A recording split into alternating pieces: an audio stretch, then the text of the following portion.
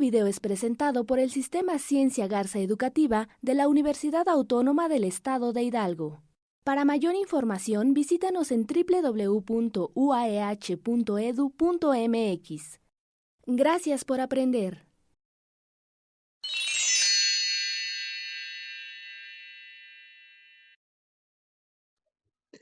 Estimados todos y todas, les saluda doctor Raúl Arenas García. Pertenezco al Instituto de Ciencias Sociales y Humanidades, a la licenciatura en Comunicación, y el tema que se abordará este día será relacionado a la asignatura Taller de Redacción. El tema se llama Principales novedades de la ortografía de la lengua española 2010 y hago referencia a que es un precedente de los cambios que se van a dar más adelante en 2016 y en 2020, pero considero de importancia conocer estos primeros cambios que han sido una gran parte de transformación en el uso de la lengua escrita. Lógicamente, estos cambios obedecen a la Real Academia Española, es decir, a la RAE, quien es la encargada de realizar periódicamente una revisión de la manera en que hablamos y que escribimos los usuarios y usuarias de la lengua española. Y bueno, a partir de ahí surgen las siguientes propuestas. Vamos a dividir esta exposición en 6 temas. La primera tiene que ver con la exclusión de los dígrafos CH y L del abecedario. Después veremos la propuesta de un solo nombre para cada una de las letras que conforman el abecedario. También revisaremos la eliminación de la tilde en palabras con diptongos ortográficos. También la eliminación de la tilde diacrítica en el adverbio solo y los pronombres demostrativos, incluso en casos de posible ambigüedad. Revisaremos también la supresión de la tilde diacrítica en la conjunción disyuntiva o escrita entre cifras. Y finalmente las normas sobre la escritura de los prefijos, incluido ex, que ahora recibe el mismo tratamiento ortográfico que los demás prefijos. Bueno, respecto al primer tema, es importante considerar que desde 2010 se excluyen los dígrafos CH y L del abecedario. Esto no quiere decir que ya no se utilicen o ya no se pronuncien, por supuesto que se siguen utilizando, pero el abecedario del español queda reducido a 27 letras de 29 que la conformaban. Esto da pie a que entonces la propuesta de un solo nombre para cada una de las letras del abecedario quede de la siguiente manera: A, B, C, D, E, F, G, H, I, J, K, L, M, N, Ñ, O, P, Q, R, S, T, U, V o V, W o W, X, Y y Z. Aquí notemos la gran importancia en diferenciar la I, que anteriormente decíamos I latina, y la Y, que anteriormente decíamos Y. Entonces, la I que conocíamos como I latina, ahora solamente es I, y la Y, que antes era la Y, solamente se conoce ahora como Y. En cuanto a la eliminación de la tilde en palabras con diptongo o triptongos ortográficos, eh, existe ahora, dentro de las nuevas reglas, determinar la división de las palabras en sílabas, como siempre lo hemos hecho. Entonces, se considera ahora que la palabra guión, por ejemplo, ya no lleva la tilde diacrítica. ¿Por qué? Porque es monosílaba. Es decir, con un solo golpe de voz se pronuncia esta palabra y no es necesario que se le ponga tilde.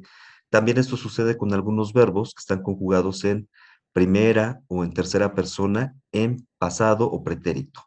Por ejemplo, del verbo fiar, antes decíamos fié, en pasado yo fié, y llevaba el acento ortográfico. Actualmente no, porque como hay ahí un diptongo, es decir, la unión de dos vocales, la I y la E, ya no es necesario ponerle el acento, dado que el golpe silábico se pronuncia así, como una monosílaba.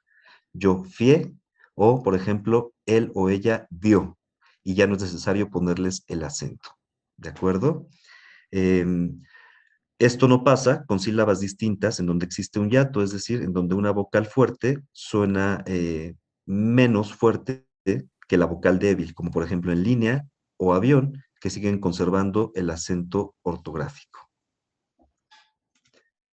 Como consecuencia de estas convenciones, hay un pequeño grupo de palabras que actualmente se siguen considerando como monosílabas. Por ello se escriben ahora sin tilde, ya que los monosílabos no llevan acento gráfico, salvo aquellos que tienen una tilde diacrítica, es decir, que llevan doble significado cuando se utiliza o no el acento ortográfico.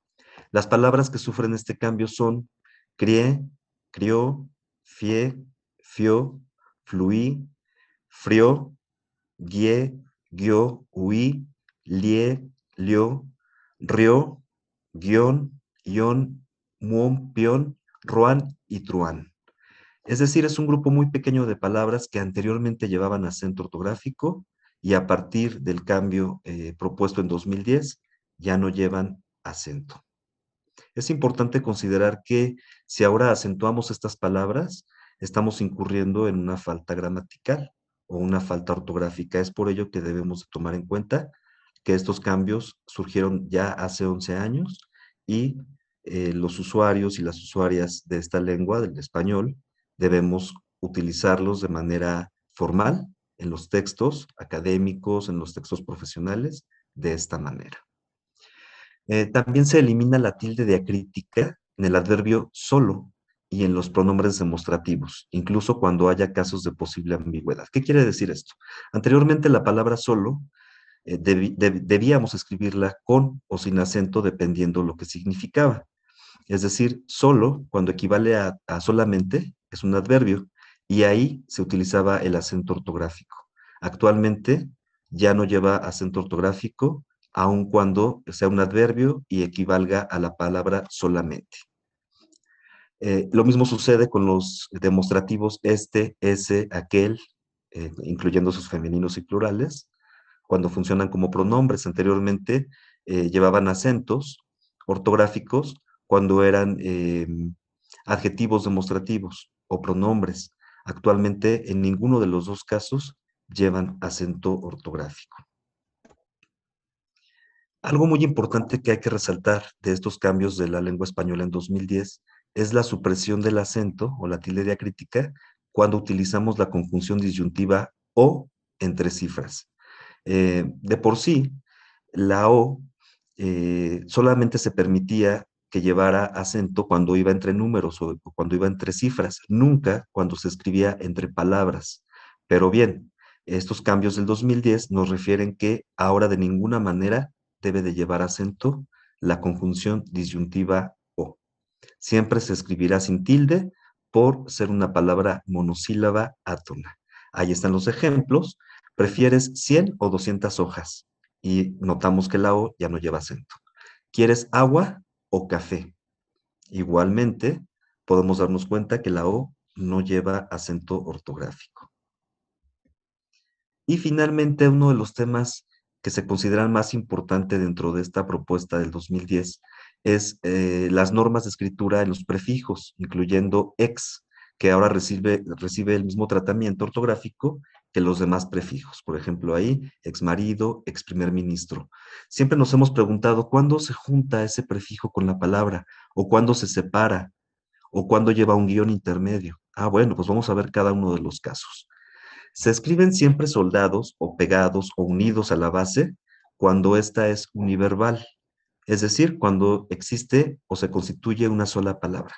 Por ejemplo, antiadherente, antirrobo, antitabaco, exalcohólico, exjefe, exministro, exnovio, expresidente, etcétera. Siempre va a ir unido entonces el prefijo a la palabra y van a conformar una sola.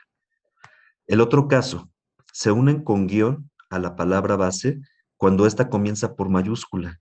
De ahí que se emplee este signo de enlace cuando el prefijo se antepone a una sigla o a un nombre propio. Por ejemplo, anti-ALCA, mini USB, post-Gorbachov, pro-Obama. También es necesario emplear el guión cuando la base es un número, con el fin de separar la secuencia de letras de las cifras. Por ejemplo, sub 21, ahí necesariamente lleva ese guión intermedio. O super 8, que era un formato de cassettes o tapes en grabación. Entonces, en esos casos se unirá la palabra, el prefijo con la palabra mediante un guión. Y el tercer caso, se escriben necesariamente separados de la base del prefijo cuando las siguientes palabras son pluriverbales, es decir, cuando se constituyen por varias palabras. Ejemplo, ex relaciones públicas, antipena de muerte, pro derechos humanos. Esta misma circunstancia también se da con otros prefijos, por ejemplo, presegunda guerra mundial o viceprimer ministro. Con estos 6 puntos que acabamos de abordar, queremos dar a conocer justamente esto que propone la Real Academia Española desde 2010 y hemos notado que en estos 11 años mm, pocas veces se ha llevado esto a las aulas, a la discusión teórica, a la apropiación de nuestra lengua en el sentido riguroso de la educación. Entonces, se considera importante que se tome nota, que se lleve a cabo, que se revise la ortografía, independientemente de que la asignatura sea taller de redacción o cualquier otra. Todas las asignaturas tenemos la obligación de cuidar esos aspectos, sobre todo porque nuestras y nuestros estudiantes se están formando, es decir, están accediendo a la parte formal y la lengua no es la excepción. Entonces tenemos que acceder a una lengua escrita formal y debemos llevar a cabo las recomendaciones que hace la lengua eh, española y que podemos consultar todos estos cambios en la página oficial que es www.rae.es. Ahí encontraremos también un diccionario que nos servirá para conocer la escritura correcta de cada una de las palabras. Y por supuesto, tomar en cuenta que esto solamente es el antecedente de los cambios del 2014 y los cambios que se dan en 2020, que entran en vigor este año, 2021, con una serie de nuevas palabras que ya se introducen como parte de nuestro léxico en el idioma español. Quiero agradecer su atención a esta sencilla presentación. Espero que haya sido de su agrado, pero sobre todo que pueda servir para mejorar en el uso de nuestra lengua escrita.